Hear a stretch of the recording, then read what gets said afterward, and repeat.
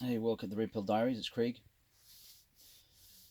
This morning I wanted to speak about something I've been thinking about in the tub, and the weird thing is, I've just been watching a channel I watch quite a lot called Black Pilled, a guy called David Stack.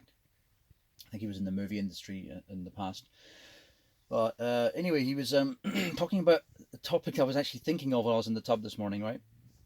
In the bath, if you're from the UK, right? So basically, what I want to point out is that what we're seeing right now is a move towards tribalism, and it's something, as I said in the previous video, is we're having racism is being architected, right? But the other thing I want to speak about is that is it hmm, this is going to sound wrong no matter how I say it, right? Is it really a bad thing? So I grew up part of my life in South Africa in a mixed race family, right, during apartheid. And most Africans in America haven't really grown up in proper um, the situation that their grandparents have, right? It might be bad, but the thing is, from the black people I know in America who just act like normal civilized people, they rarely run into issues, right? So it's some. I remember my friend Chris actually talking about this once when he was at some kind of high society thing, and this other black guy come up to him. And he's like, "Yo, dude, man," and he starts talking a certain way. He starts talking all ghetto. He's like, "Dude, what are you doing, man?" Because he just wants to get ahead in life and do well, right? And he's like, if you bring that ghetto shit, like white people aren't going to bring white ghetto shit to a kind of business environment, high society thing. So it's not about being black. It's about being a guy who's like being socially aware. You say, well, you're gonna adjust your behavior to. You're not gonna go to the queen and go, yo, what up, bitch? You're not gonna say that, are you? So anyway, I'm gonna roll on with this topic here. So I was just thinking this morning about my life. So the longest relationship I've had is 8 years. My ex fiance was Zimbabwean, black Zimbabwean. Okay, my uh my first my first long, let me think. Yeah, probably my second long term relationship was with a native New Zealander, right, in Maori girl, and we went to London together. And then I thought about a lot of my friends. Now most of my friends, if you count them by number, are actually what they would call Maori New Zealanders, right? Native New Zealanders, but they're actually not, because most of those Maoris have only got a quarter Maori in them, maybe half at most. My godson's family probably the strongest genetic Maoris there is, and they're maybe three-quarter Maori. You know what I mean? They're very, very dark compared to most Maoris that I know in New Zealand. Actually, they look more Maori than any other Maoris I've met. These in the group of people of whānau up in the Eastern Cape and Te Kaha area. So this is like a Podiki, Whakatane, that kind of area. Okay, so the reason why I'm bringing that up is I have a wide spread of friends, but when I really think about it, the closest friends I actually have, and not just that, the girlfriends that I clicked with most. So Alyssa over in America, she's half Korean, half white. Her dad's from Montana, her mum's from Seoul, and it, she was the most that I clicked with. And my ex-wife is from and yeah, my ex-wife is from Hungary, and my ex-girlfriend Sylvia, who's half, well, she's Polish and but grew up in Canada, right? So and I think that's the people who I've clicked with the most. So realistically, I've been all around the world, met thousands and thousands of people, and the people who I've become the closest to, even though they're not the highest in number, tend to be white people. Not necessarily my own white race, because I'm Slavic. I'm a little bit Hispanic. Now I can tell you right now, I know quite a lot of Spanish people. I don't have any Spaniards in my inner circle of friends, right? And I know quite a lot of Spaniards. So that should tell you something there. That I'm just not naturally cut out to have them as they're not perfectly compatible to me. Maybe there's an aspect of tribalism to this. A lot of the people who I get on well do tend to be Slavic, and I'm also part Slavic as well on the Lithuanian side and the Polish-Ukrainian side. So that seems to have made a yeah, it seems to be relevant. But what isn't relevant is I have absolutely no genetic link to English people, and um, as far as enjoyment of partying and spending time having fun, I've probably spent more time with English and Australians than any other race, maybe Kiwis as well. So in my inner circle of friends, it tends to be people who are either from Eastern Europe or New Zealand and who are white. And as far as girlfriends who not I was with for the longest, because obviously that's been a brown girl and a black girl respectively. Oh no, it hasn't. It's a black girl, then one white, and then then brown. But yeah, you get my point, I think. So what I'm saying here is, if I was in a situation, well, first of all, what I'm saying is, in Johannesburg during apartheid, when we lived in the city, and cities were known as like a grey area. And that is because even though it was during apartheid, the government turned a blind eye to parts of Cape Town, parts of Johannesburg, and parts of Durban where white people mixed. White people mixed with coloured people, and coloured people mixed with black. Remembering, of course, that coloured is a separate classification over there, and it's so as Ice Cube. I'd say probably discovered, but then applied to the film on Dangerous Ground, I think it was called. You're not my brother, you know. They quickly learn that a black from overseas, they're not going to be accepted because blacks are very, very racist, just like any other race. And I think this is something in the future that people are going to find out. When you travel as much as I have, you're going to really discover that the whole world is filled with racists. The whole world is filled with tribalism. And the most accepting of all people, although this would be a fucking hard pill for many to swallow, are white people.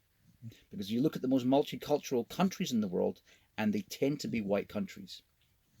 So New York, probably the most multicultural cities.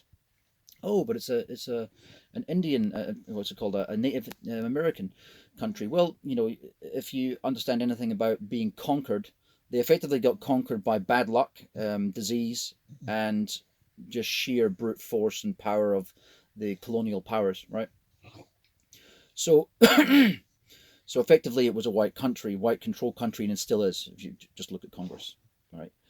So, yeah, my point is that during apartheid there was these areas. So I really believe what we're heading towards is not a formalized apartheid, but I do believe it's going to be something that's just by the chaos engineering of these motherfuckers who run the planet, they're going to make a situation where we all start to get split up. As I mentioned in my video yesterday, the first slaves that went to America were white, and I didn't finish the story though. What actually happened was they set the white slaves free. They only numbered about 20%, but see, the thing is, white people and Asian people, just historically, well, let's say in the last 1,000 years, if there's going to be a rebellion somewhere in the world, it tends to not be an African or a very well organized African rebellion against the system, right? It tends to be something that's going to be in Asia or in a white country. Okay, it's just the fact, the way it is. You can argue at fact all you want. Fuck off if you're that kind of person who can't handle facts. But I'm just pointing out the blatantly obvious here. So what will end up happening is you'll end up with a fractured society, and all it is a reaction. It's the pendulum swing. There's a pendulum swing to things like misogyny. So New Zealand was a misogynist country, as I've pointed out in many previous videos on the other channel. But the pendulum swing came totally back the other direction, as it did in Sweden, Australia, Canada, and most of those countries are either just exiting a period of blatant misandry, or in New Zealand, the pendulum seems to get stuck up there, and you'll be stuck in misandry for maybe a good few generations. Because there's been such a great amount of cultural cuckery in New Zealand, where men are basically they're basically shamed for being masculine in any way, and it's indoctrinated in the schools as well. I had a lot of feminism in my school. I had a drunken teacher who used to rattle off feminist fucking poems. It was weird. Miss Kettle in Napier in New Zealand. So what I want to point out is there will be fracturing, and it's going to be tribalism, and there's going to be separation of white people and black people and Asian people. We're already seeing what's happening in Africa.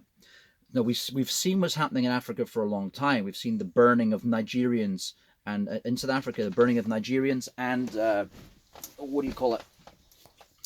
Zimbabweans, particularly, and even Botswanans. But Botswana tends to have a lot of money in their countries. They don't need to go to South Africa so much.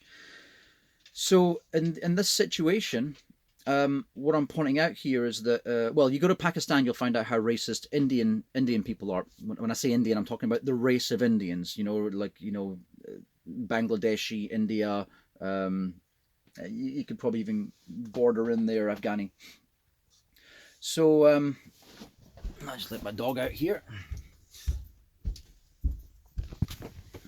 No, he's gone. Oh, he's taking a wee sleep. All right, I thought he was knocking at the door. So when this happens, of course, it will suck for many. And then I thought to myself, what would it be like for me? And I thought, oh God, right, I better let him out. What will it be like for me? Now,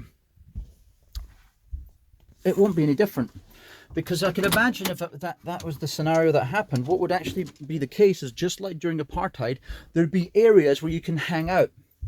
So, and I'm thinking to myself, do I really want to hang out in somewhere like Inkster in Detroit? So my ex-girlfriend Bronze, she was kind of Chinese black mixed, right?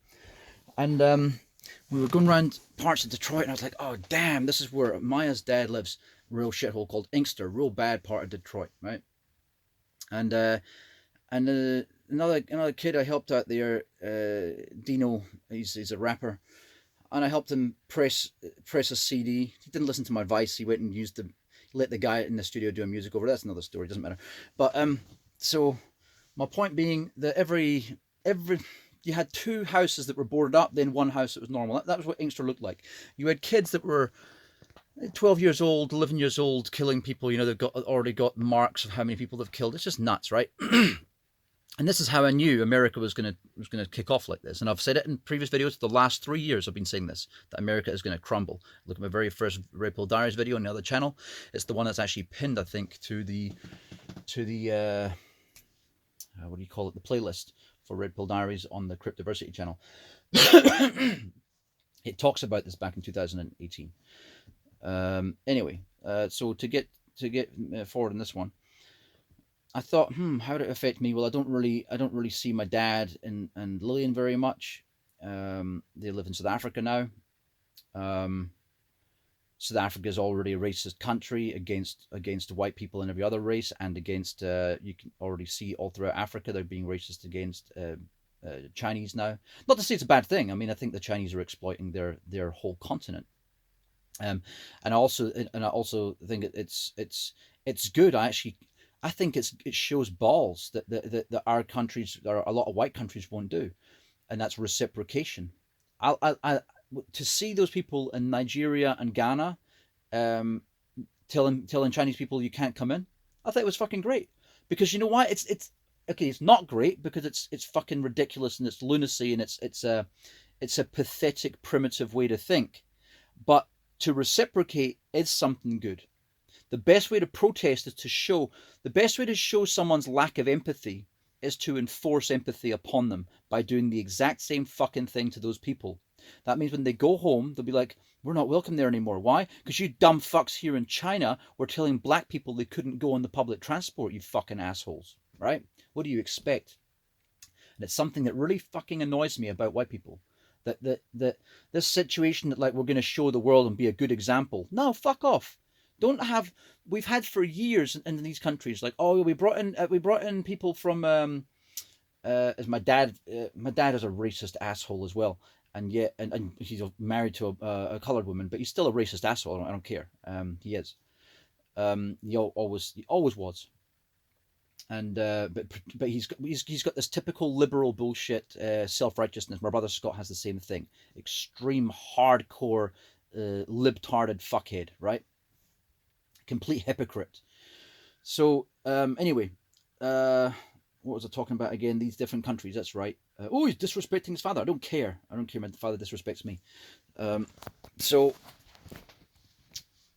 was I getting at again? I was getting at the separation of people and yeah, racism in different countries. So and the reciprocation of what's fair and what's not fair. Now, take India for example. Indians go all around the world and create businesses. You try to create a business in India, a bit more difficult. Greece, actually, my ex-girlfriend Chantel, the one that I went to, the first Chantel I was with, the Maori girl, she wanted to open a restaurant out in Eos or Santorini or Naxos, one of those islands in the Cyclades in Greece, right? Quickly found out how corrupt it is with the mafia families out there, right? Um, and it's and the way I see it is, well, in New Zealand there's Trocaderos and all these other places that are owned by all, Greeks. Shouldn't you kind of make an example so that when they get the message back home, hey guys, look, all around the world, in Sydney and all these other places where we're doing really well, we're told to fuck off now and get our gyros stand out the way. It's it's I hate to say it, but if culturally a country will not learn to stop being mafioso style like the Italians are as well, like a lot of the shit that's happened in Scotland is from mafia, from Italian mafia. These guys yesterday from Albania were telling me that, oh, in your country isn't a problem with all the Croatians? Not that I know of, unless it's new news to me. I don't know that Croatians caused that much shit. I know that Croatians caused a lot of shit in South Africa years ago, but nowhere near the problems that Lebanese did, for example, or Portuguese. But anyway, let's not get into that one. But the simple fact is, there are all cultural differences, and as much as I've been open to these cultural differences, the simple fact is multiculturalism failed. And the reason it failed was because what we tended to do was not reciprocate. We were happy to say Islam, you can bring this cultures of various Islamic cultures that are all different as well into our countries, and yet they have power of veto over us. The minority overwhelms the majority. It doesn't make any sense. You need to stop celebrating Christmas. You need to stop all these ridiculous things. And I believe these were all on purpose. I believe it was on purpose to give special treatment to Afghani refugees, for example, or any Muslim refugees that came in. That was to create resentment. Same as in New Zealand, I believe that Maoris were given extra special treatment by the government, by the socialist government, and the taxes that come from all the people, whether you're Samoan or Maori or Fijian or whatever it was, or white, or Palangi as the Samoans call it, a racist term, or Pakeha as the Maori call white people, again a racist term. They'll never agree that it is, but it's a fucking racist term. I'll never ever drop that one, because one, I know the multiple meanings of those words in their countries, but it's not just that. It's the terminology. Like when people say, when people who go on about the N word, right? And it's the way it's been said. What up, nigga? Nigga. Nigga, right? Might want to be a Nigga. That's the song by Tupac.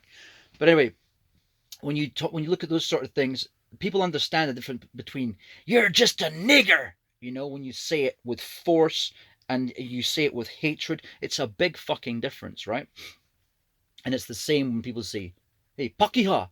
It's disrespectful. You're condescending. You're looking down upon. You're basically making a bitch out of someone. And you'll see quite often some of the humorous things in New Zealand, for example, they're always taking the piss. A video a friend sent me lately, for example, he's not even Maori. He's a Munger Mob member, but he's not Maori. He's a white guy. And he sent me this one about, well, yeah, I want to get my wake paper. Now, there's not one person in New Zealand that wouldn't understand that whakapapa is pronounced whakapapa, right? WHAKAPA, yeah, and it means your genealogy, right? People will talk when people talk about their whakapapa, they'll talk about their mountain, their river, and my name is this, my river is blah blah blah. That's when you talk about your whakapapa, right? There's no one in New Zealand. I'm a foreigner, and I know what it means. There's no one. And yet this joke's made, the guy ends up drawing, puts a moko in his face, and it draws like a penis. It's always emasculation of the white man, just like all the American films you see, where you'll see only around about less than 10% will be white man, black woman, right? This is all done on purpose to emasculate white men. It happens in Asia too, by the way. So the whole thing is emasculate the white man, emasculate the Asian man. Why? Because Northeast Asians and white people are the most likely to not just rebel against the system, to actually make a meaningful rebellion against the system, a well-organized one. And that's why they've been attacked. Not the women of our races, but the men of our races have been attacked, right? And you can agree or disagree with that. Well, I don't give a fuck. I've seen what I've seen in the world. I know what I know. So I don't. Your agreement isn't required. I'm just telling you as it is. So what would happen in my life? Yeah, it would be stupid. I think it'd be not called for, but it's going to happen. There's going to be separation because it's been designed to come together. People were not brought together organically. People were forced together. People were forced to, as I said many years ago. Even though it was when I first woke up to the whole fact of, yeah, okay, I don't like racism, but I don't like telling someone to not be racist, because we're not going out to Pakistan and saying stop being racist. We're not going to China and say. I mean, I had a girl back in Japan 4 years ago, 4 or 5 years ago. I was there with a friend from China, all right, Daniel Wong, and he grew up in the same town I did in New Zealand, and he was surprised. Like I was like, "Okay, arigato gozaimasu." I was saying that. He said, "Oh, stop being racist, Craig." I'm like, "Fuck off, cunt." And he's like, he was actually serious though.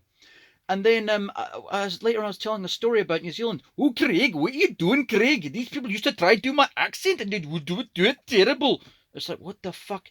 And I would say to them as a joke, or like, let's be like a Maori or a white guy in New Zealand. And they're like, oh, bro, look at this, bro. Oh, Craig, what are you doing? I'm like, oh, bro. Hey, bro. Ow, bro. That's a really good Scottish. Oh, was it? No, it wasn't Scottish. Japanese, eh? Good Japanese accent, bro. Yeah, bro. And I'd just start taking the piss out the back because I could do their accent. They couldn't do mine. And it's like, oh, fuck you, bro. Wasn't Japanese, bro. And I just start making a clown out of them. Next thing they want to fight me, I'll fuck them up, right? And that's the thing. If you're usually a dumbass, what I've found is usually dumbasses can't fight. They're too stupid to actually be a coordinated fighter. Anyway, that's another story. So he was surprised that I put up with this. Oh fuck! I thought it was just me. No, it wasn't just you, because Kiwis are very racist against Asians. I will actually agree with that one. They're racist against everyone. Australians are a lot worse. I actually found South Africans. I never got the piss taken at my accent in South Africa ever. I can't think the whole time I was there, 4 years. Not the whole time I was there did I ever remember anyone taking the piss at my accent. And I also don't remember what I used to get in New Zealand quite a lot. I don't understand. They wouldn't tune their fucking ears into you. They sit there watch American TV all day, which is a totally different accent than theirs, and they can understand that perfectly well. Don't care if I'm from the South or wherever the fuck the accent was from in America. They would understand it perfectly well. That's because they wanted to. So when you hear people that understand, it's like Little Britain. There's a character in Little Britain. It's like, I can't hear what she's saying. Right, anybody, right, fat fighters, what have we got here today? And we you got to watch it. I'll try find it. Marjorie Dawes, I think the name is the character in Little Britain. And she asked this Indian lady, right, so what kind of foods you get in your country? And she's on the whiteboard. What is it? No, she says fish and chips. I can't understand it. Fish and chips. I just can't. Say it again. Fish and chips. It must be something we don't get here. And she writes curry on the board, right? And there's another one. It's the other character, David Williams, and he plays a lady in a high school, and it's like, yes, principal, yes, the young boys here, and she starts to try to describe brown hair. Bit of a ching chong Chinaman. No, all these they just come out and be the racist they are underneath, right? But it's but what I'm trying to point out here is that my friend thought that he was uniquely being picked on for being of Chinese descent, right? I'm growing up in New Zealand. It wasn't true. They just didn't like anyone who was different from outside. And you see, that's the thing that a lot of people lose track of.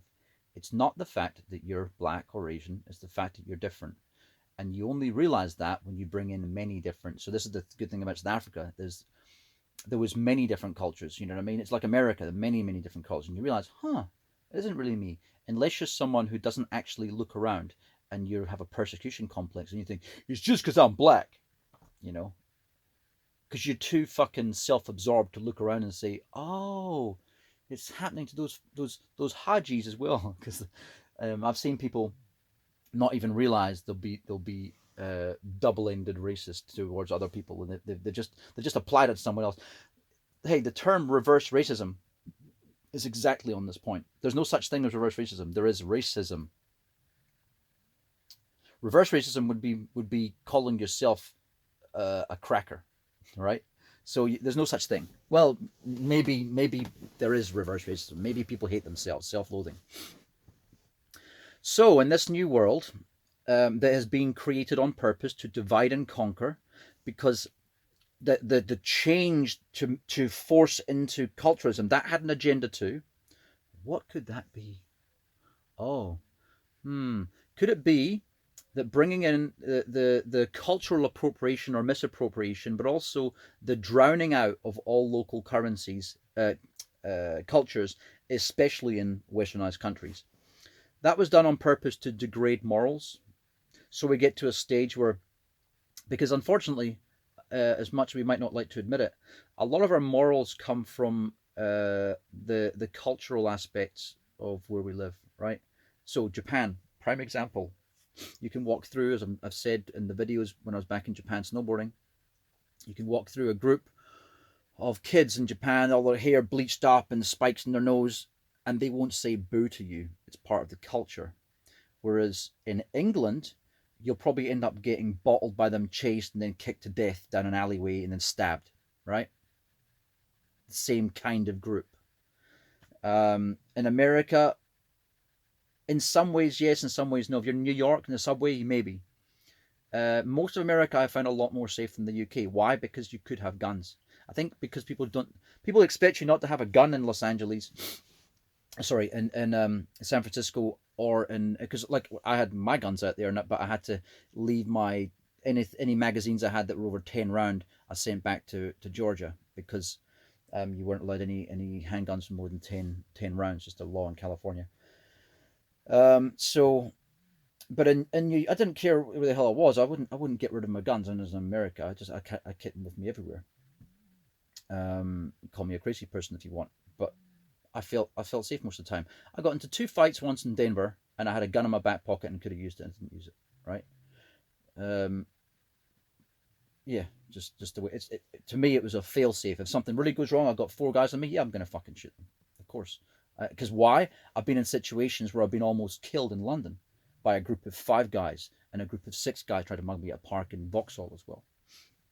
So I've been in a lot of situations, and I know that my life, to me, well, I haven't come into their life to fuck with their life. If you come into my life and you'll probably end my life, I don't mind wiping you all out, because you've just told me then your life is worthless and meaningless. You're a piece of shit, and the world's better off without you. So I'm not going to lose sleep over it, even. I'll tell you right now. But luckily, it hasn't come to that, and I haven't had to shoot anyone yet. So, but yeah, better need it. Better have it and not need it than need it and not have it. And that's a situation I've been in way too many times. Again, have your own opinion. Hayden, if you're watching this, fuck off with your libtard bullshit. It's your own problem that you're not into guns, that you're scared of them or think they're a bad thing. I've seen too many occasions where I know they're a good thing. I've seen too many occasions where a good guy with a gun has saved the day and made life a lot better. So fuck that situation of just leaving your life spread open, exposed for everyone to fucking take advantage of you and fuck your life up, and rely upon the police turning up in time, which again too many times in my life has not happened, has not rolled out perfectly well, and I've ended up with facial reconstruction surgery and all sorts of shit. This fucking knee operation, that was the night in Denver, the guy that I beat the shit out of and started crying in front of these fucking girls, a white guy. The first guy was black. This two guys in one night. It was insane. It's never happened anywhere in America. Denver, twice in one night. Just nuts. First guy knocked both front teeth out here. Well, I don't know if it did actually, but he was bleeding all down there.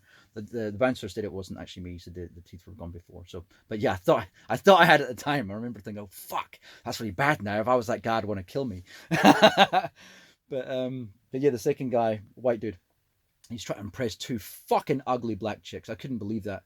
Anyway, I'm on the ground. I fucked his knee up because my knee twisted, and so when I was on the ground, I did a Krav Maga move where you basically you pull the back behind their Achilles heel with one leg, and you smack their kneecap up with your heel. It's excruciating. And so he was screaming like a stuck pig. Another story. Anyway, my point is, you can see there that this multiculturalism doesn't work. What you end up getting is cultural Marxism, and the cultural Marxism erodes social values and morals. And this is what you're seeing in the world today.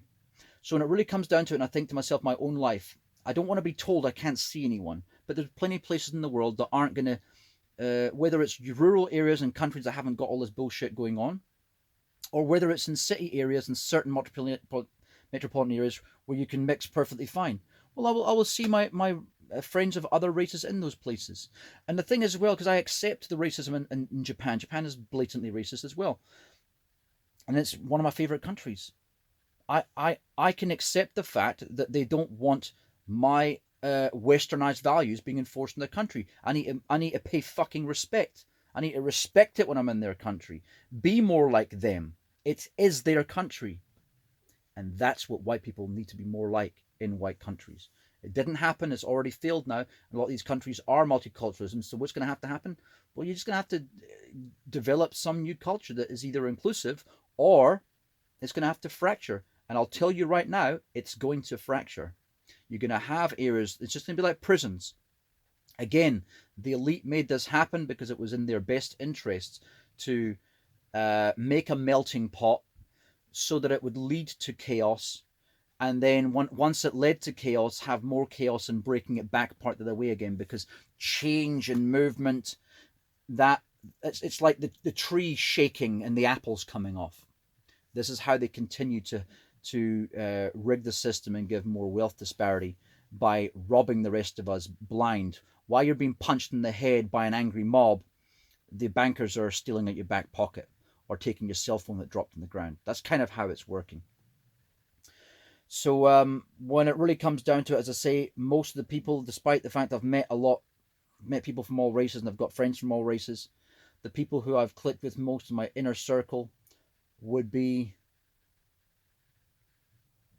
90% more, probably 90% white, probably 80% male, and of those white races, mostly, I don't know if you can call New Zealand a race as such, but mostly New Zealand or British and Eastern European of various different, whether it be Poland or even when I was a kid, most of my friends were Polish actually, and I am part Polish. So you know what I mean. If I look at it that way, I've come full circle, and I've realised, the girls I like the most are whites and Asian girls. Even though I've been with everything you can think of, and same as the friendship side of things. So it wouldn't really affect my life in a bad way. And if I hadn't met those people in the first place, I wouldn't be missing them. You know what I mean?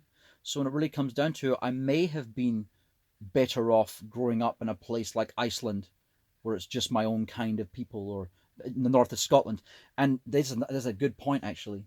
I go back to Scotland all the time. I fucking love it, and I would live in it if it was independent. I feel at home in my own country, where I grew up, as a kid, where I was born, where I'm part Scottish and part Irish, right? So I've got quarter Celtic blood as well. So there's just something there also, and I've got good Scottish friends also. So and when I go back to I hung out with a biker mate of mine over in the UK, and David Hind, and he grew up just down the road from me, And now he lives in Glasgow. I just feel at home there. My country's a fucking awesome country. I love it. I love New Zealand too. I love South Africa. I love Slovenia. I love Japan. But there's nowhere like home, And I will be there the second Scotland goes independent. I will keep this house here, of course, but I'm going to definitely go back to Scotland and get a place there. So I wanted to cover that one. Hopefully you've understood me. Hopefully you've stayed long enough to actually understand that I'm just not some crazy right-wing racist who can't stand people of other colours, and that I probably have more experience of multiculturalism right with my own life and in my family than most of you do out there. All right. And by law of averages, by the amount of places I've been and lived, I would say that's going to be true. I mean to be a big head. It's just life is what it is. I purposely sought out to get as much experience as possible. When I was younger, I was kind of insecure of my lack of experience, and I felt it as a kind of Achilles heel. So I went out there purposely throwing myself through every open door, Adele. Um, yeah. So that's where it leads to. We're going to end up having a breakdown in society in many countries. America's going to get more and more messy. Britain will as well. And a lot of it will be fueled by white people who are self-righteous cunts, who think they're better than everyone else, like my brother Scott. Who are, so like Antifa. So that this is actually a form of white supremacy. How that doesn't make any sense. These people are side by side with blacks. No, they're not. What they're actually doing is they're trying to say that they know better than everyone else, even those black people. So they're going to show them how to revolution. You revolution yourself. You don't need someone to do it for you. The French didn't get Germany to come in and overthrow Marie Antoinette and all those and all the people in their monarchy. You overthrow things by yourself.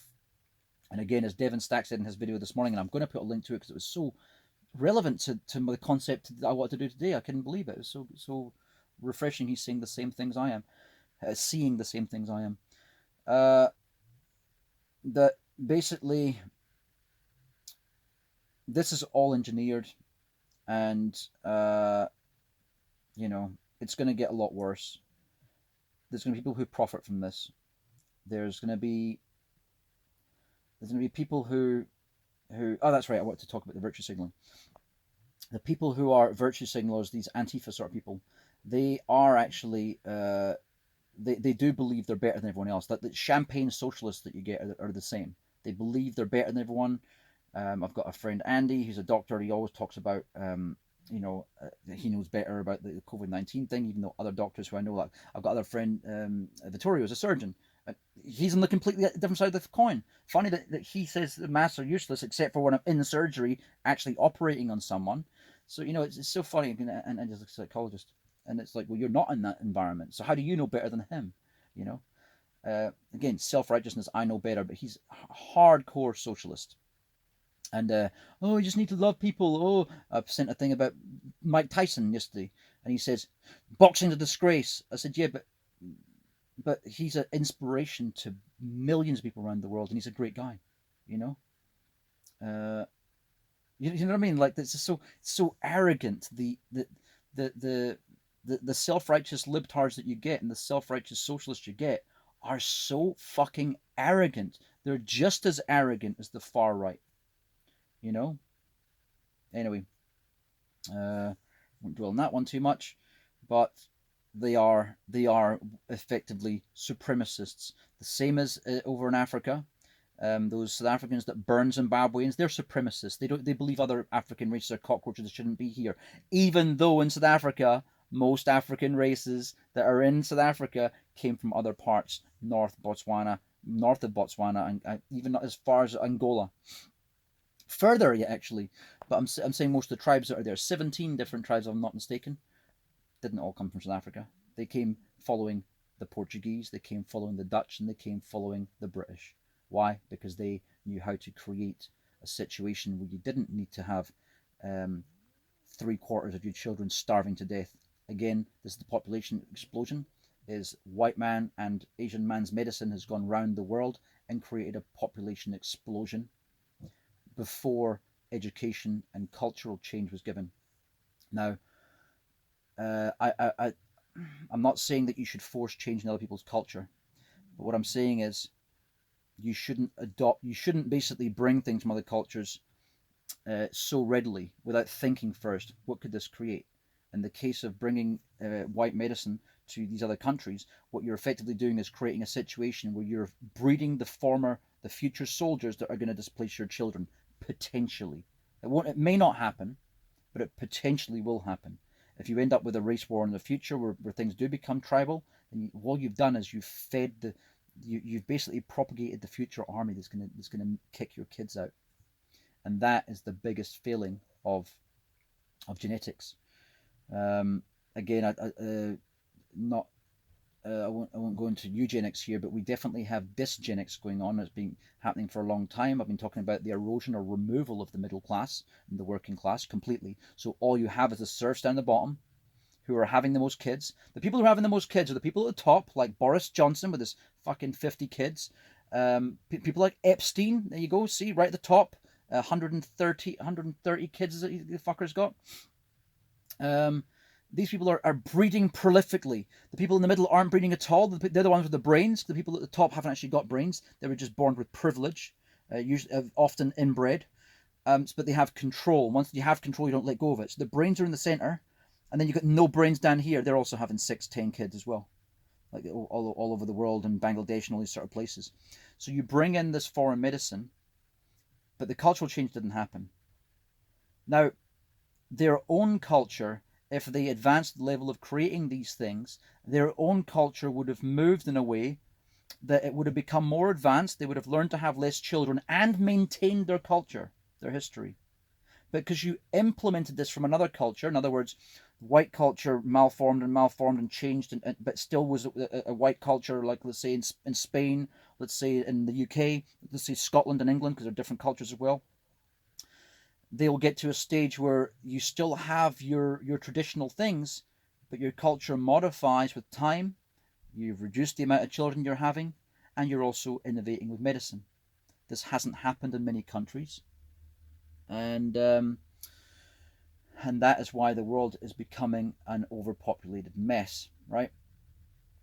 And then you get the situation of cultural Marxism, where you try to bring in swaths of other cultures into areas like Sweden, and it's incompatible.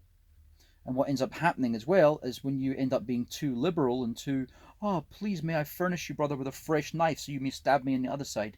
When you have that scenario like you had in Sweden, and now you get the situation where these Afghanis and Syrians and stuff, not good Syrians, I've met a lot of good Afghanis and Syrians in my life, they're the worst from their countries that are being sent in. People who've got the psychosis of war fresh in their mind, of course they're going to start causing problems. Especially when we sent our soldiers from the EU to destroy their countries. They're going to remember that. And now they can get away with treating someone like some pathetic little cuck. Of course they're going to slap him in the street, make a fool out of him in front of his girlfriend while they squeeze her boobs. You know? This is the problem. Too much pussydom. And that's the one thing that the reason why when I was growing up, most of my friends were married, because I was one of the few people in school, one of the few white guys in school who wouldn't put up with shit from any Maori or Samoan or Pacific Islander. Most white people were scared of them. They're like, oh, don't start shit with the Maoris, man. I would. I'd take, as I said before, make fun of my accent. I'll make some. That's how I can speak Maori accent so well. Cuz, hey bro, yeah bro. Oh, my name's Napara, hey. Yeah, too. Even the facial expressions, hey. Yeah, bro. That's why I can do it so well, because I took the piss out of them so much, because they took the piss out of me. As a result, they became my most common friends, because they actually respected the fact that I would hit back, and my brothers would too. And I also had brothers. Oh yeah, I'll give my cousin to fuck you up, eh, bro?